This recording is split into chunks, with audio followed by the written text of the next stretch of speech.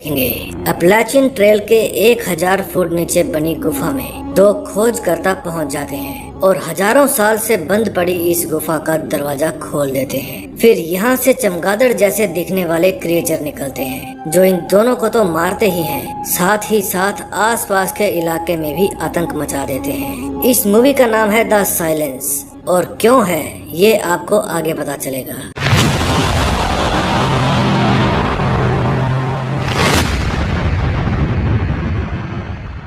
ये है मूवी की मेन कैरेक्टर एली, जो बोल तो सकती थी लेकिन सुन नहीं सकती थी। इसकी महसूस करने की शक्ति बहुत तेज थी। ये लिपसिंग को भी बाखूबी जानती थी। अक्सर इसके आसपास के लोग इसका मजाक उड़ाते थे, लेकिन इसने कभी उनकी परवाह नहीं की। ये है हग और ग्लेन।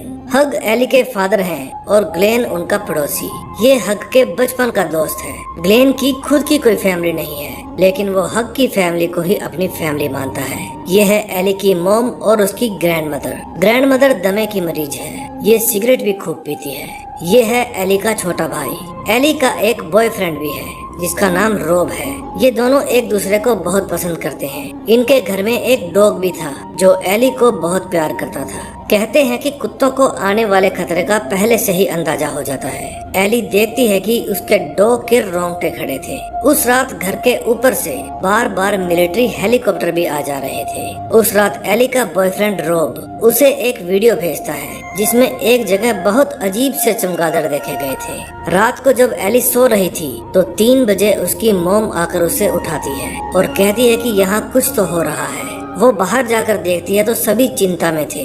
तभी वहाँ पर ग्लेन भी आ जाता है और पूछता है कि इतनी रात को मुझे क्यों बुलाया। फिर वे टीवी में न्यूज़ देखते हैं जिसमें बताया जा रहा था कि जंगल के आसपास के इलाकों में लोगों पर अजीब से चमगादड़ों का हमला हुआ है जो शायद किसी केमिकल के कारण आकार में बड़े हो गए हैं। वे लोगों को मारकर खा रहे हैं। अभी सोशल मीडिया पर एक वीडियो वायरल हो रही है जिसमें एक लेडी बताती है किसी तरह का भी शोर ना करें क्योंकि ये आवाज की तरफ अट्रैक्ट होते हैं। हजारों साल से बंद पड़ी गुफा खुल गई है। किसी को भी अंदाजा नहीं है ये कितना बड़ा खतरा होने वाला है।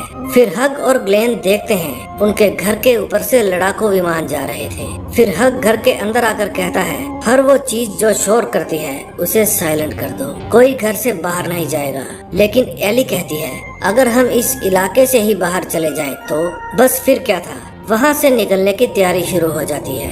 वे दोनों अपनी कारें लेकर वहाँ से निकल पड़ते हैं। इन क्रिएचरों के हमले के कारण पूरा शहर नरक की आग में झुलस रहा था। रेडियो पर लगातार खबरें आ रही थी कि कोई भी घर से बाहर ना निकले। उस इलाके से बाहर जाने के सभी रास्ते जाम हैं। रोब एली को कहता है तुम्हें घर से बाहर नहीं आना चाहिए था, घर से सेफ कोई जगह नहीं होती।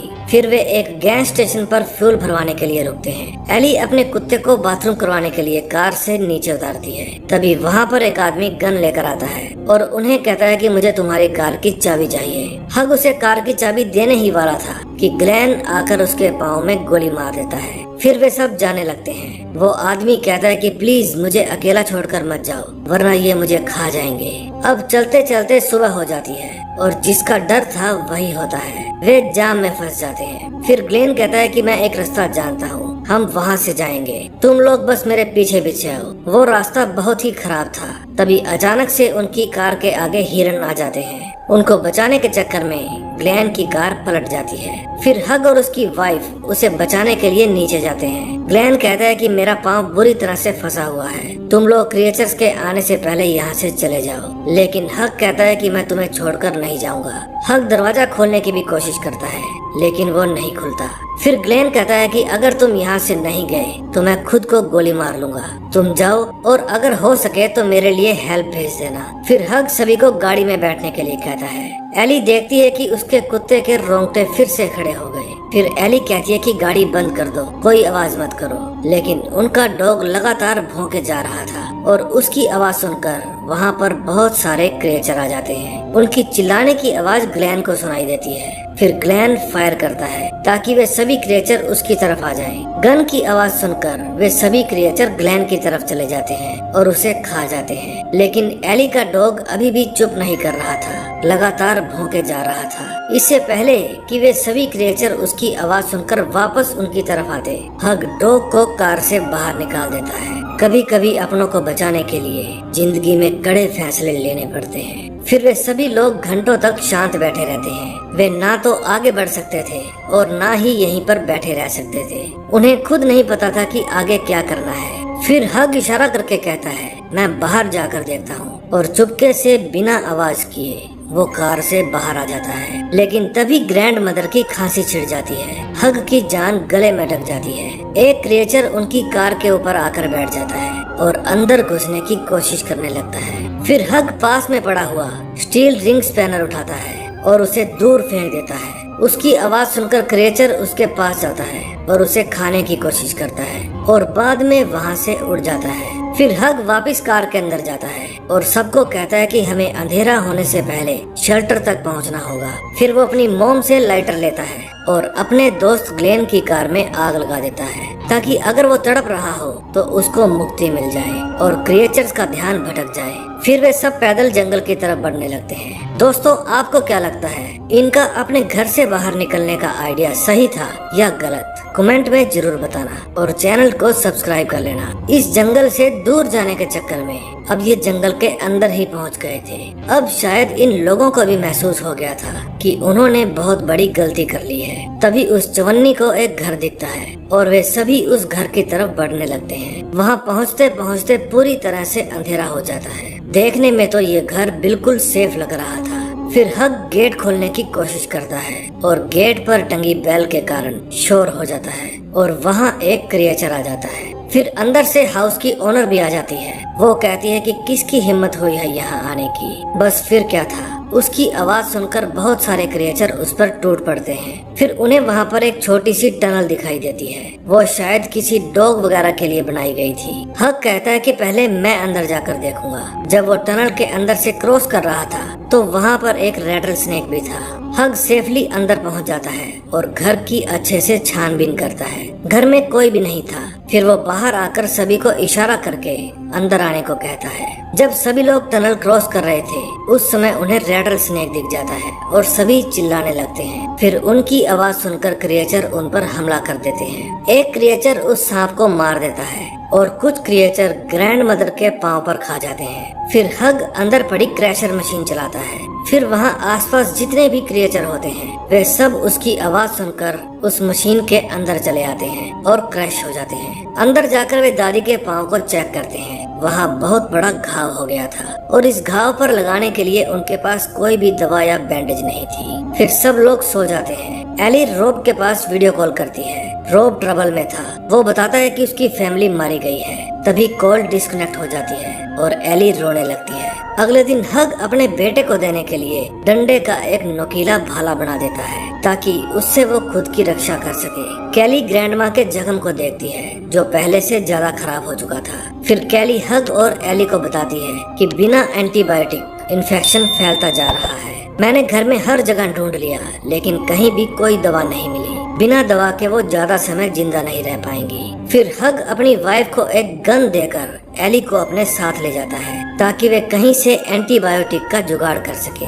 हग दरवाजा खोल देता है और वे दोनों वहाँ से निकल जाते हैं। उस समय हजारों की संख्या में क्रिएचर बिजली के खंभों और तारों पर लटके हुए थे। वे चलते चलते पास के एक कस्बे में पहुँच जाते हैं। वो जगह पूरी तरह से खाली पड़ी हुई थी। फिर वे ढूंढते ढूंढते एक मेडिकल स्टोर तक पहुँच जाते हैं। उस समय कोई आदमी उनको खड़ा दूर से देख रहा था। आगे का दरवाजा बंद होने के कारण हग पीछे के दरवाजे से बिल्डिंग में घुस जाता है। उस बिल्डिंग में कई लोगों की लाशें भी पड़ी थी जो इन क्रिएचरों ने बुरी तरह से नोच रखी थी। जब हग और एली इस बिल्डिंग के अंदर थे तो वो आदमी उनको छुप छुप कर देख रहा था।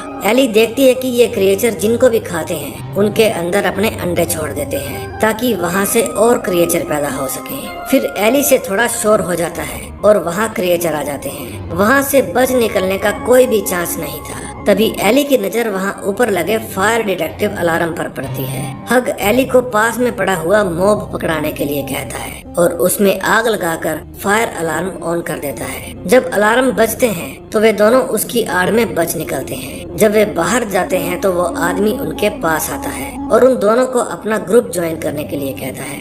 एली को वो आदमी अजीब लगता है, लेकिन वो बार बार उनको फोर्स करता है। हग और एली उसे इग्नोर करके आगे बढ़ जाते हैं। उस आदमी ने अपनी जीभ भी काट रखी थी। अगले दिन हग टीवी ऑन करके देखता है। तब एली उन्हें बताती है कि सिर्फ CNN चैनल ही चलता है और वो भी कभी कभी। वे किसी बर्फीले इलाके से टेलीकास्ट कर रहे हैं जो यहीं आसपास में ही होना चाहिए। उन्होंने बताया था कि क्रिएचर ज्यादा ठंड बर्दाश्त नहीं कर सकते, इसलिए वो जगह सेफ है। फिर वे देखते हैं कि वो अजीब आदमी अपने कुछ साथियों के साथ उनके घर के अंदर घुस आया था। जब हग बाहर उससे मिलने जाता है तो वो फिर से उनको ज्वाइन करने के लिए कहता है। हग मना कर देता है, लेकिन वो आदमी उसे फोर्स करने लगता है। हग उसे लिखकर बताता है कि हमें अकेला छोड़ दे। दरअसल वे सब एली को लेने के लिए आए थे। हग समझ जाता है कि इस बंदे के इरादे गलत हैं और अंदर जाकर अपनी गन ले आता है। वो अजीब आदमी जानता था कि ये गन नहीं चलाएगा, लेकिन जब हग दोनों ट्रिगर ऑन कर देता है तो वे सब वहाँ से चले जाते हैं। रात को एली के पास फिर से रॉब का मैसेज आता है और वो बताता है कि नॉर्थ की तरफ लोग रिफ्यूजी की तरह रह रहे हैं और सरवाइव कर रहे हैं, लेकिन वो एड्रेस बता पाता इससे पहले उनका कनेक्शन टूट जाता है।